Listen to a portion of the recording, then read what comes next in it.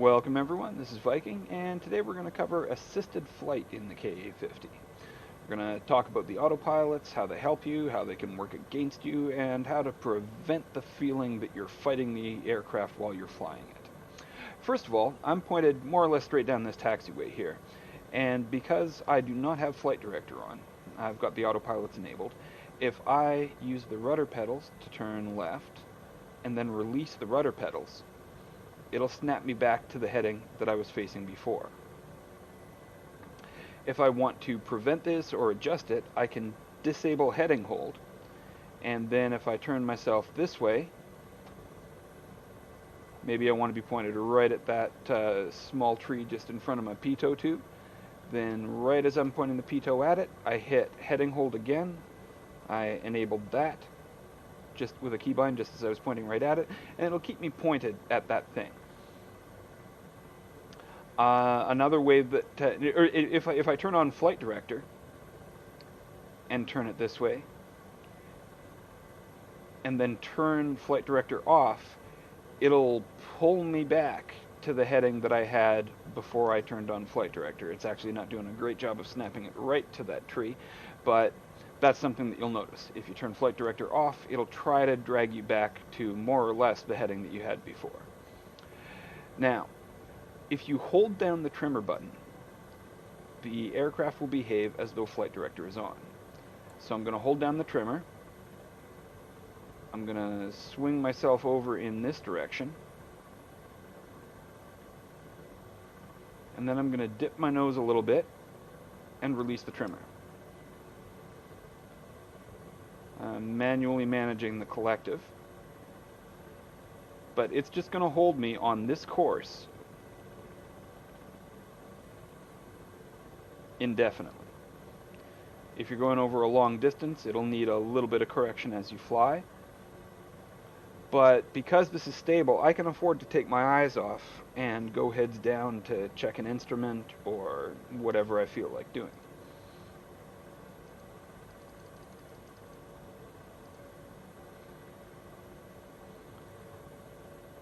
I know that the aircraft is looking after itself for the most part here.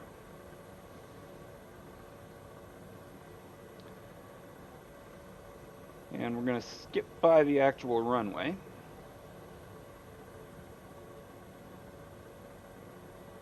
We're going to come up to this turning point that we used in the previous unassisted flight video.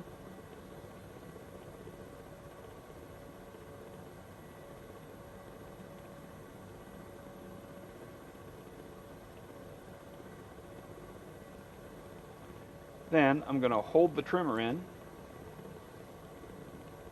and come to a hover.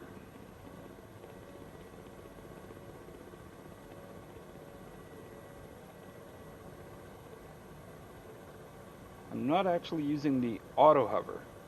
Here I'm just using the standard autopilot. I've got the trimmer held in still. I'm holding the stick at the deflection I need for a hover trim. And then I release it and release the stick. And the aircraft is pretty much staying put. Drifting forward and slightly to the left at about 2 kilometers per hour. That is not a significant speed.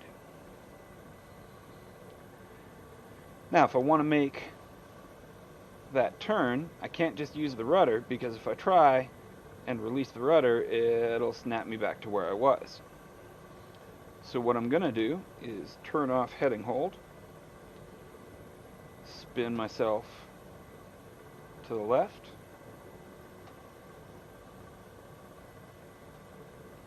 get it pointed the direction I want it to be, and re-enable heading hold. And now I'll stay pointed in this direction. And we are drifting just a little bit, so I'm going to try and correct for that and release the trimmer. And I'm going to drag us a little bit to the right here so we're a bit more lined up on the taxiway. It's not going to try and seek out our previous position, it's just going to try and stabilize us. And we're a little bit off, so disable heading hold. Swing it to the left. Enable heading hold again. And we're pretty well lined up on the taxiway here. Alright, holding down the trimmer, going nose down for some forward momentum.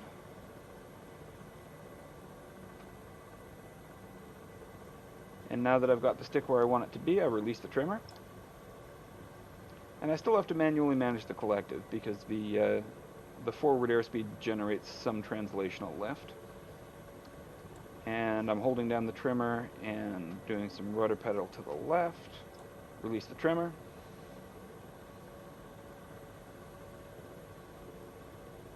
Now, the autopilot only has 20% authority, which means that if you really move the stick, you'll be able to fight past the autopilot and override it.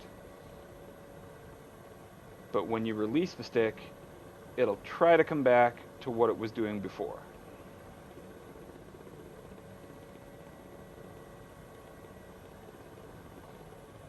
Gonna drop the collective a little bit, lose some altitude.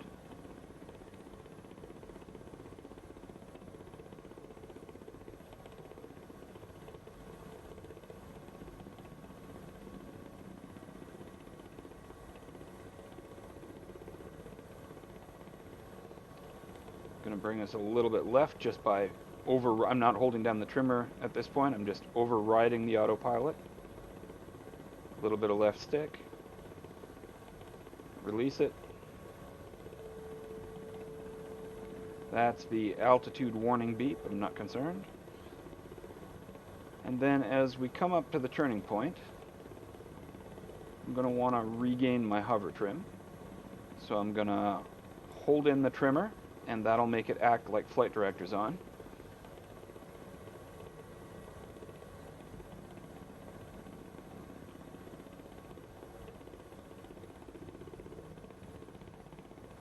Still holding the trimmer in.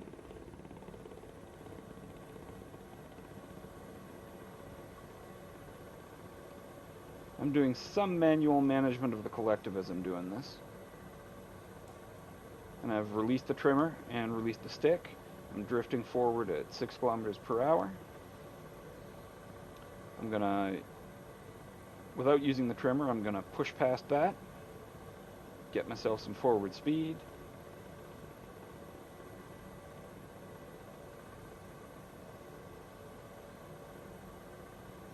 Now trimmer in.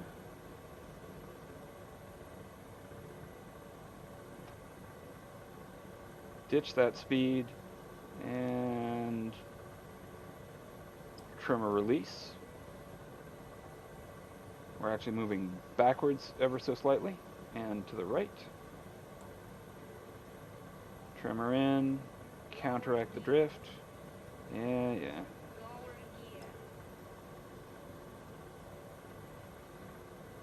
We're not even using auto hover. This is just very stable when it's in the autopilot. Alright, I'm going to disable heading hold, swing it around this way.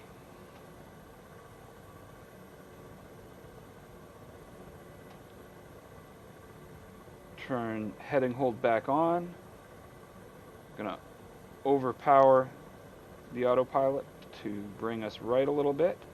And then when I release the stick, it's gonna try and bring us back to level. Looking good. Gonna go nose down, although not much, and release the trimmer.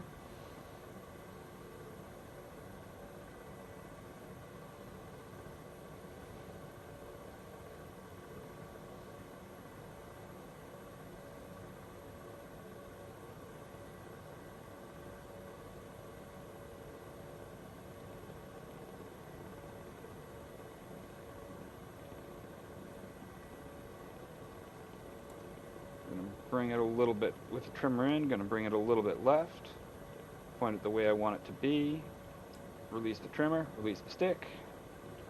I'm not touching any of the controls at this point, I'm just letting it proceed on its way.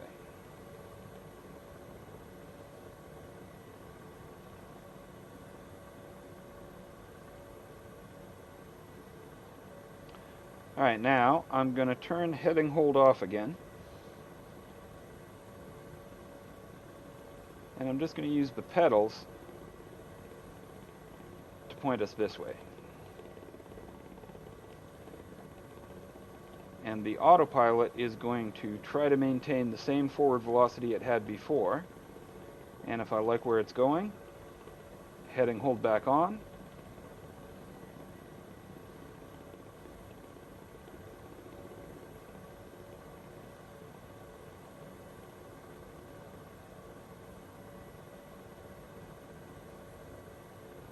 Another thing that I can do is I can enable altitude hold. We're at 33 meters, and I'm going to disable heading hold to come this way. And now I'm not even doing much management with the collective. I'm letting it manage our altitude. If the ground falls away from us, we will descend. If there's a hill, we will climb over it. And that's because we're on radar altitude hold. If we were using barometric altitude hold, the ground level would not make a difference. We would cheerfully fly right into the side of a hill because it's just measuring our barometric altitude, not our distance above ground level.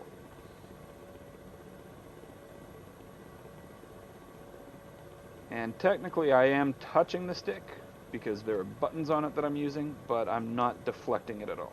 I'm pointing in the direction I want to be and heading hold on again. And I can sit back and more or less let the aircraft fly itself at this point.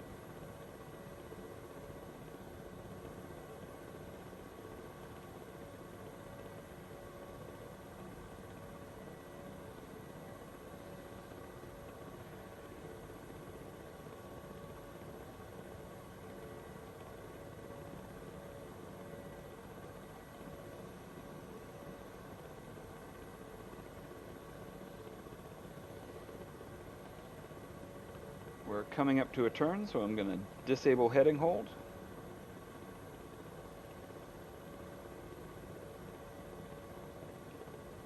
And pedals to turn. And heading hold back on. And it's holding our course for us. Coming up to a turn, heading hold off again.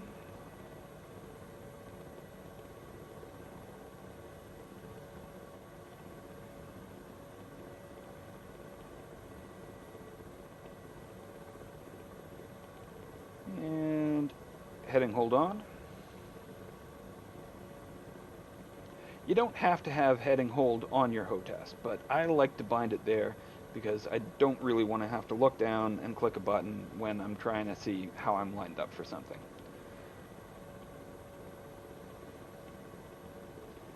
Heading hold off again. And we're going to come back into the parking area and talk about auto hover.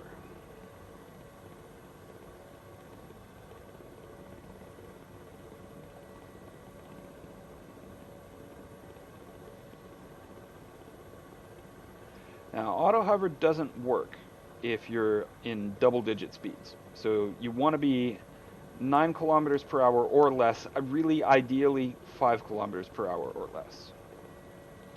You want to be as slow and as stable as you can possibly be before you use altitude hold, or auto hover, I mean.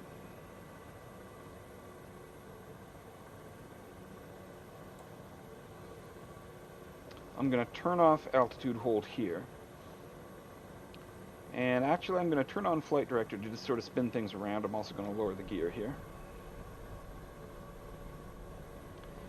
If you need to just quickly take manual control of the jet or of the helicopter, flight director is a great thing to have.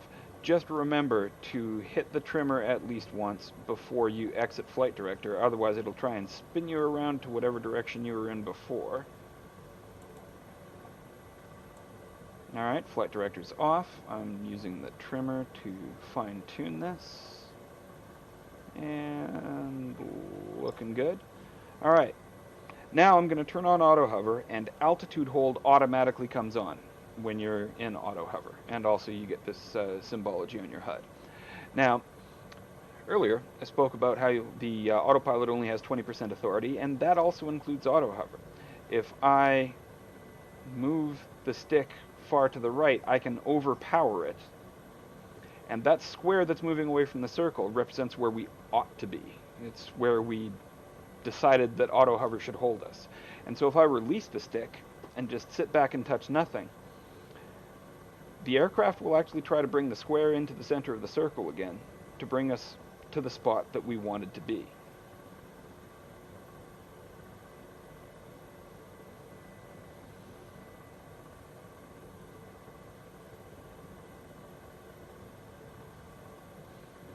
We're drifting to the left, but that's by design. That's what the computer's doing for us. We're not going to continue to drift to the left. As the square reaches the middle of the circle, we're going to stabilize and just be here.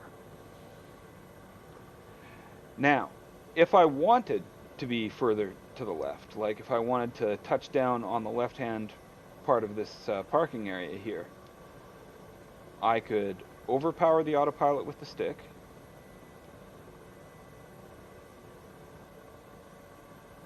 bring myself into the position I want to be, and then, and the sequence here is crucial, I release the stick and then I hit the trimmer button once. So, stick release, trimmer button once, and that moves the square. So you can fine-tune where your auto hover is keeping you by moving around, just overpowering the autopilot, and then when it's where you want to be, you release the stick, then you hit the trimmer button.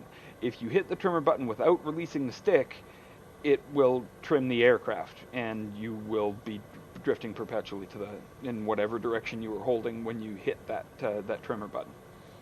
Now, if you want to land, we already lowered our landing gear, we can tell by the 3 green lights.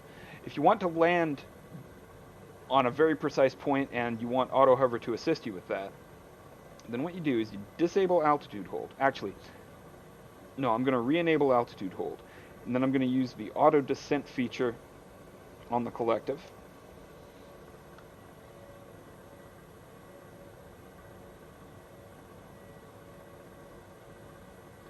That'll bring us down to 4 meters, and at 4 meters we will bounce. There's the bounce. Release the button, or the switch. And we're right over the spot we want to be. If I want to be in the middle of that parking bracket, I don't even have to be in the cockpit for it. Okay, that's where I want to be. Release the stick, hit the trimmer.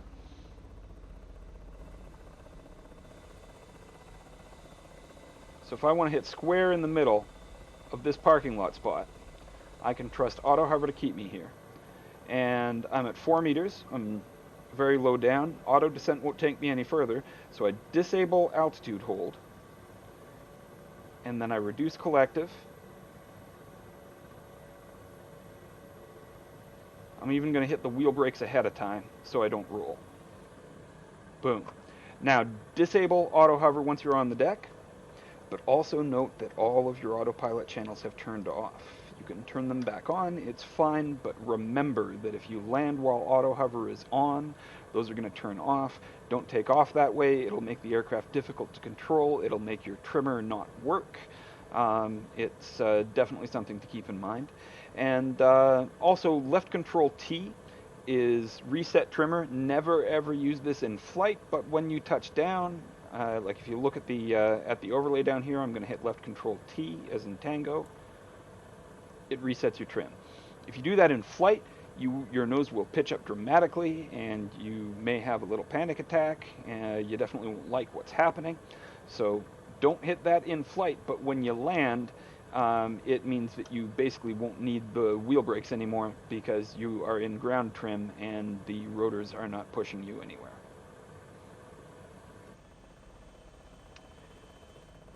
And that is assisted flight in the Ka-50. Thanks for watching, everyone. Cheers.